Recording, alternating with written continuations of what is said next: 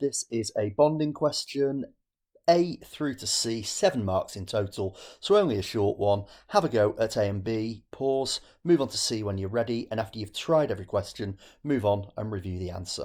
So, A and B. And part C.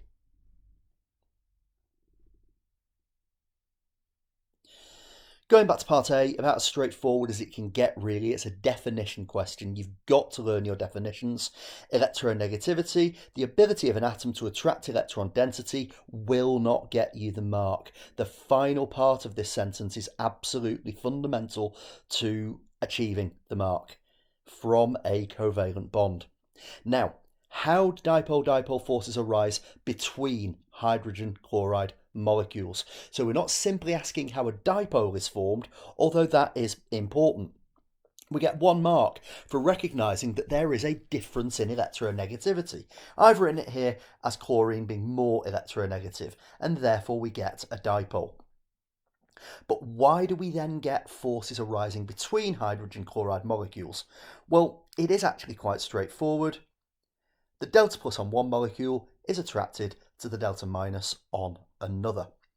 Moving on to part C, and we've got here a table with some really quite familiar shapes for you, I hope.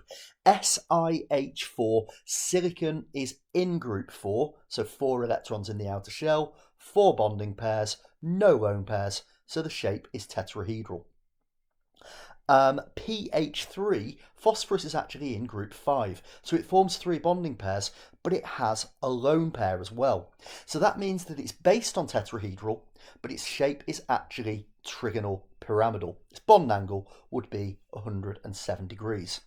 For BeCl2, beryllium is in group 2, so that's 2 electrons, so 2 bonding pairs, no lone pairs, quite straightforward, that's linear. And CH3Cl, carbon, is in group 4. It's forming 4 bonding pairs, so it has no lone pairs, so its shape is tetrahedral. So far you've got 2 of the marks, but you've got to tick the correct boxes to get the remaining 2.